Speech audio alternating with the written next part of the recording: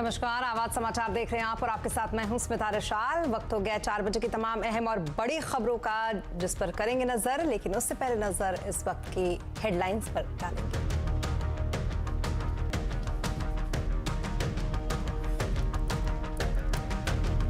इस साल प्रचंड गर्मी की मार, फरवरी में ही जून जैसे हालात। फरवरी में पारा सामान्य से 5 से 7 डिग्री तक ऊपर। दिल्ली में कल 33 डिग्री पर पहुंचा तापमान।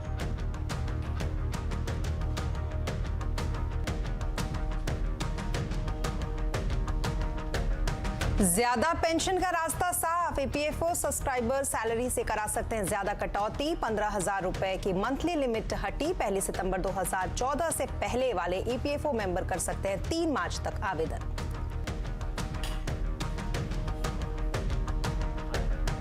उतार चढ़ाव के बाद बाजार में दायरे में रहा कारोबार। एनर्जी, पीएससी, इंफ्रा इंडेक्स हल्की बढ़त पर बंद। रियलिटी, आईटी शेयरों में बिकवाली। सेंसेक्स और निफ्टी फ्लैट बंद। भारत और सिंगापुर में फोन नंबर से पैसा ट्रांसफर। भारत का यूपीआई सिंगापुर के पे नाउ से हुआ कनेक्ट। पीएम मोदी ने बताया मील का पत्थर। शिवसेना का लोकसभा ऑफिस भी मिला शिंदे गुट को। लोकसभा सचिव ने किया अलॉट। सुप्रीम कोर्ट कल करेगा उद्धव की याचिका पर सुनवाई। गैंगस्टर टेरर फंडिंग में एनआईए की बड़ी कार्रवाई। 8 राज्यों में 70 से ज्यादा ठिकानों पर छापे। पंजाब में 30 से ज्यादा जगहों पर रेड।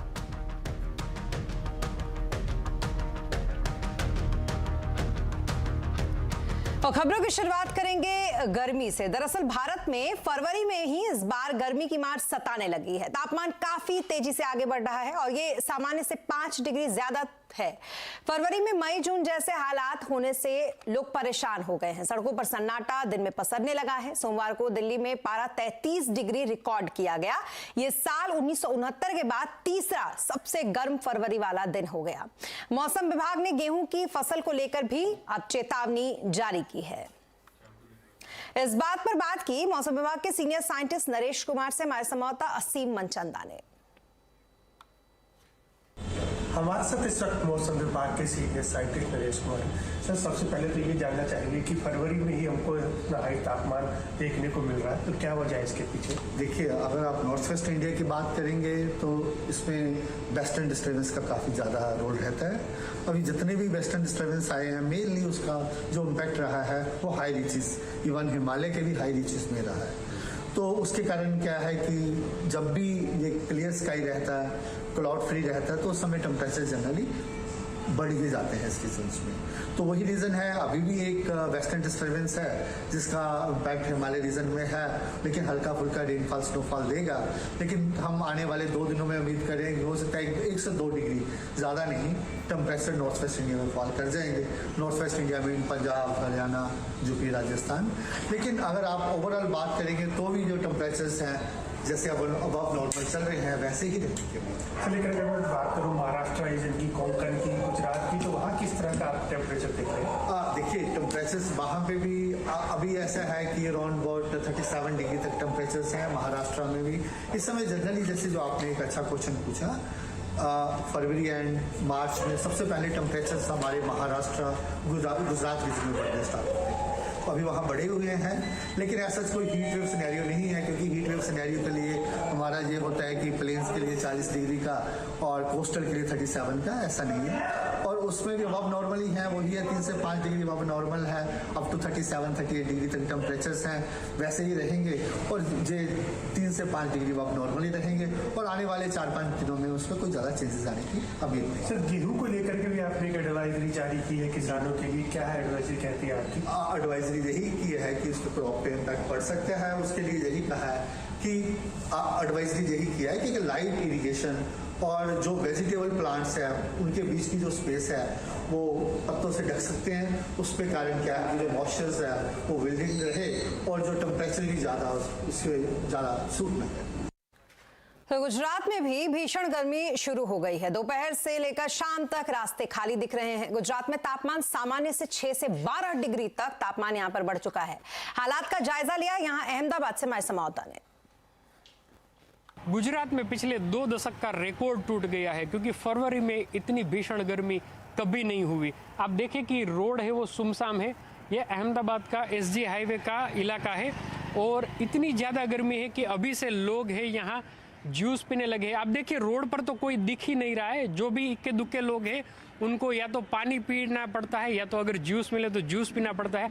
आइए हम लोगों से बात करते हैं, हमें बताइए कि ये जो गर्मी है पहले ही शुरू हो गई है, क्या कहेंगे इस गर्मी के बारे में? बहुत ज़्यादा अभी शुरू हो गई है। अभी जो पढ़ना था अभी ये मई और जून में वो अभी पढ़ रही है।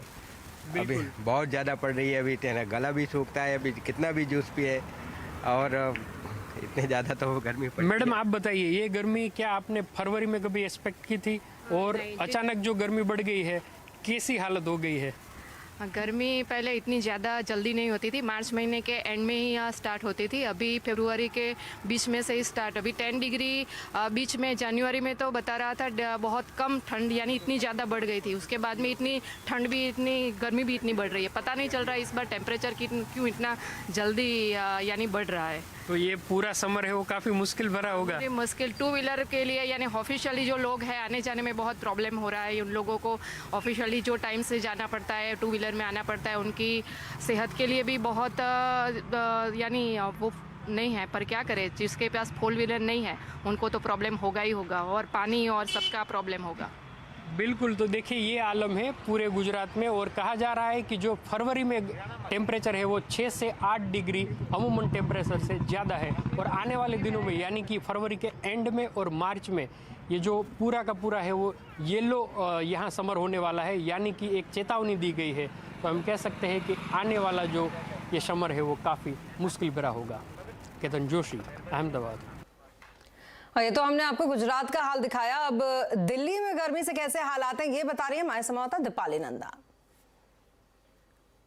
फरवरी के महीने में ही अचानक से मौसम के मिजाज में बदलाव दिखाई दे रहा है और ये बदलाव इस तरह से है कि जो फरवरी खुशनुमा मौसम के लिए जाना जाता था वहां पर अभी से ही गर्मी सताने लगी है। इस वक्त मैं मौजूद हूं इंडिया गेट के पास और यहां पर आप देख सकते हैं जो सूरज है उससे कितनी तेज तपिश आपको साफ यहां पर आसपास दिखाई देगी। काफ़ी तेज धूप है यहां पर और जो लोग यहां पर इंडिया गेट घूमने आ रहे हैं वो आप देखेंगे कि आइसक्रीम और पानी की बोतल हाथ में लेकर यहाँ पर वक्त बिता रहे हैं, क्योंकि गर्मी अचानक से इतनी बढ़ गई है और जो लोग बाहर से आए थे शायद उन्हें भी उम्मीद नहीं होगी कि दिल्ली में उन्हें इस तरह का तापमान मिलेगा।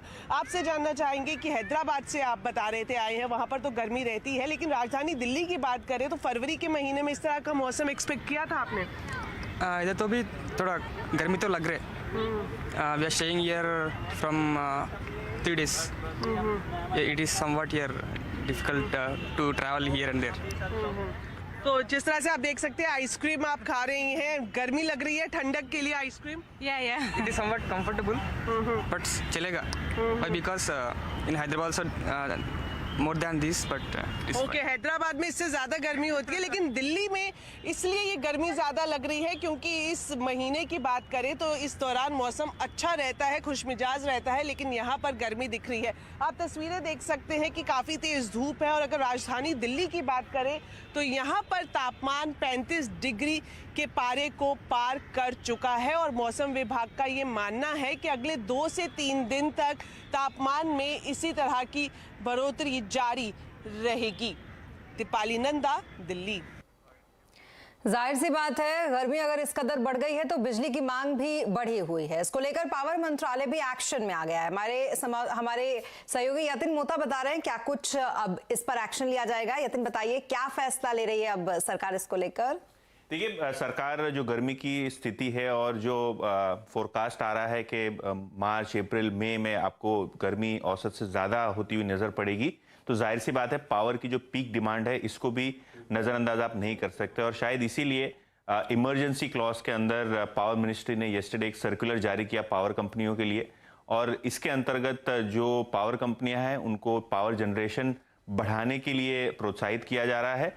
और क्लॉज के अंदर ये भी प्रावधान है कि जो इंपोर्टेड कोयले पे चलने वाले पावर प्लांट्स हैं उनको पूरी कैपेसिटी पे अब चालू किया जाए, और जो पावर परचेज एग्रीमेंट हो चाहे ओपन मार्केट मर्चेंट सेल हो, सबको नज़र रखते हुए जो है ज़्यादा से ज़्यादा प्रोडक्शन करके कस्टमर की जो डिमांड है और जो पीक डिमांड आने वाली है उसको मीट किया जाए। तो कहीं ना कहीं जो गर्मी आने वाली है ज़बरदस्त, उसकी तैयारी ऑलरेडी पावर मिनिस्ट्री कर रही है। जी बहुत शुक्रिया तमाम डिटेल्स के लिए आपका यातिन। तो कुल मिलाकर कुछ इस तरीके की तैयारी सरकार पहले से ही बढ़ती गर्मी को देखते हुए करती हुई। और अब आपके लिए एक बेहद अच्छी खबर, भारत का अपना digital payment system unified payment interface यानी कि यूपीआई अब सिंगापुर के पे नाउ के साथ कनेक्ट हो गया है। दोनों देशों के बीच हुई इस cross border fintech connectivity service को प्रधानमंत्री मोदी ने सिंगापुर के प्रधानमंत्री ली सियांग लू के साथ लॉन्च किया। अब लोग मोबाइल फोन से रियल टाइम में बेहद आसानी से लेन देन कर पाएंगे। प्रधानमंत्री मोदी ने कहा कि दोनों सर्विस का आपस में जुड़ना भारत और सिंगापुर के संबंधों के लिए एक नया मील का पत्थर साबित होगा। यूपीआई और पे नाउ के जुड़ जाने से दोनों ही देशों के लोगों को इसका फायदा होगा। आज के बाद सिंगापुर और भारत के लोग अपने मोबाइल फोन से उसी तरह पैसे ट्रांसफर कर पाएंगे जैसे वे अपने अपने देश के अंदर करते हैं। इससे दोनों देशों के लोगों को अपने मोबाइल से तत्काल कम खर्च में फंड ट्रांसफर करने में मदद मिलेगी। तो वहीं दूसरी तरफ एक अच्छी खबर ईपीएफओ यानी कि भविष्य निधि के खाता धारकों के लिए भी है। अगर आप चाहते हैं कि रिटायरमेंट के बाद आपको ज्यादा पेंशन मिले तो आप अपने ईपीएफओ खाते में ज्यादा मंथली कटौती करा सकते हैं। सुप्रीम कोर्ट के आदेश के अनुसार ईपीएफओ ने इसका सर्कुलर जारी कर दिया है। डिटेल लेते हैं इस पर आलोक प्रियदर्शी से। आलोक, क्या है ज्यादा पेंशन लेने का ये नया सिस्टम और कर्मचारी को इसके लिए क्या करना होगा? ट्रस्ट से फंड ट्रांसफर करने के लिए ट्रस्टी को अंडरटेकिंग देना होगा क्या इसमें?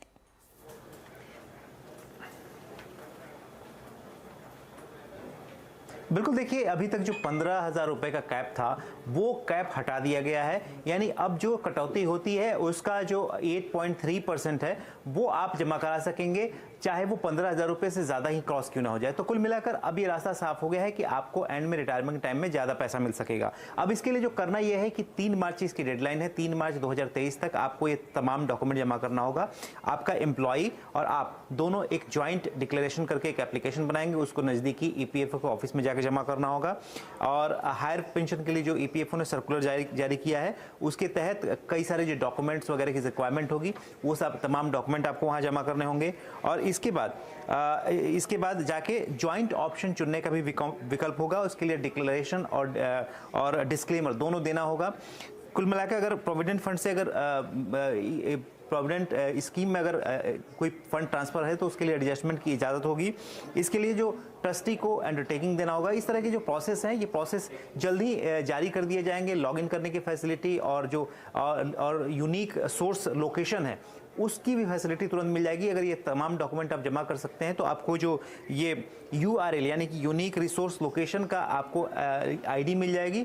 उस मिलने के बाद आप ये फॉर्म हो सकते हैं कि आपका जो है ये प्रोसेस है ज़्यादा रिटायरमेंट के बाद जो ज़्यादा पेंशन की प्रक्रिया है वो शुरू हो सकी और अपना जो पेंशन ज़्यादा कंट्रीब्यूट करें तो उसके हिसाब से जो 8.3% है वो अमाउंट आपके सीधे पेंशन स्कीम में जमा हो जाएगा। जी बहुत शुक्रिया तमाम डिटेल्स के लिए आपका आलोक। और अब आगे बढ़ेंगे और बात करेंगे बाजार की। दरअसल उतार चढ़ाव के बाद बाजार में आज दायरे में कारोबार रहा। सेंसेक्स 19 अंक गिरकर आज 60,673 पर बंद हुआ, तो वहीं निफ्टी 18 अंक गिरकर 17,827 पर बंद हुआ।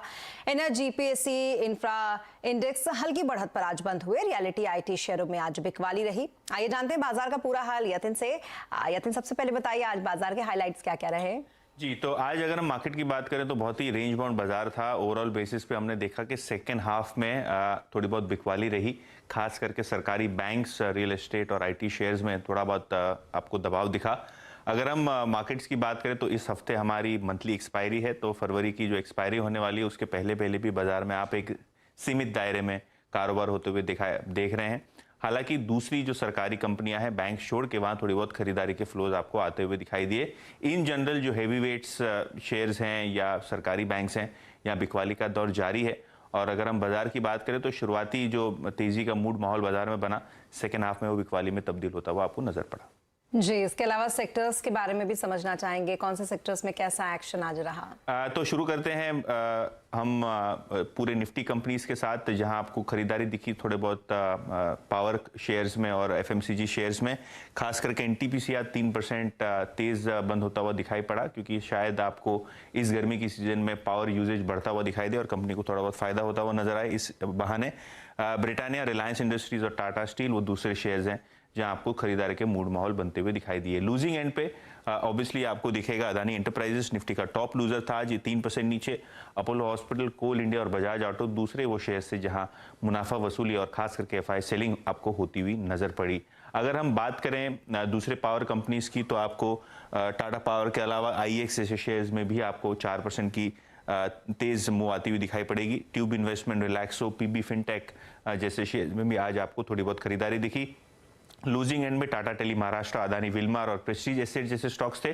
और अगर स्पेसिफिकली सरकारी बैंक्स की बात करें तो यहाँ मिड कैप जो पीएसयू बैंक्स हैं, यहाँ भी बिकवाली हावी होती हुई नजर पड़ी। जी, बहुत शुक्रिया तमाम डिटेल्स के लिए आपका यतीन। तो कुछ ऐसा रहा जो बाजार का मूड और हाल।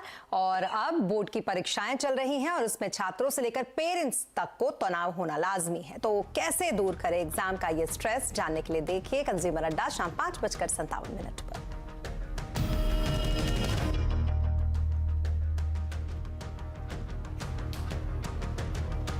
और ब्रेक के बाद एक बार फिर आपका स्वागत है। उद्धव ठाकरे को एक के बाद एक झटके लग रहे हैं। पार्टी का नाम और चुनाव निशान छिन जाने के बाद अब उनसे संसद का दफ्तर भी छिन गया। चुनाव आयोग के फैसले के बाद संसद में शिवसेना का दफ्तर अब शिंदे गुट का हो गया। संसद और महाराष्ट्र विधानसभा में दफ्तरों पर कब्जा लेने के बाद अब आज एकनाथ शिंदे ने राष्ट्रीय कार्यकारिणी की बैठक बुलाई है। दूसरी तरफ शिवसेना के नाम और निशान मामले में चुनाव आयोग के फैसले को उद्धव गुट ने सुप्रीम कोर्ट में चुनौती दी है। इस पर कल सुप्रीम कोर्ट में सुनवाई होगी। और लेखक और गीतकार जावेद अख्तर ने लाहौर में एक कार्यक्रम के दौरान पाकिस्तान को आईना दिखाया। उर्दू शायर फैज अहमद फैज की याद में हो रहे एक कार्यक्रम में जावेद अख्तर ने कहा कि मुंबई पर हमला कैसे हुआ, वो आतंकवादी नॉर्वे या इजिप्ट से नहीं आए थे, वो आतंकवादी आपके देश में ही खुलेआम घूम रहे हैं। हिंदुस्तानियों ने इसके खिलाफ शिकायत की तो उन्हें इससे परेशानी है। हम तो बंबई के लोग हैं, हमने देखा हमारे शहर पे कैसे हमला हुआ था। तो वो लोग नॉर्वे से तो नहीं आए थे, ना इजिप्ट से आए थे, वो लोग अभी भी आपके मुल्क में घूम रहे हैं। तो ये शिकायत अगर हिंदुस्तानी के दिल में हो तो आपको बुरा नहीं मानना चाहिए। और इसी के साथ इस बुलेटिन में फिलहाल इतना ही, लेकिन खबरों पर लगातार अपडेट के लिए आप बने रहें CNBC आवाज के साथ। नमस्कार।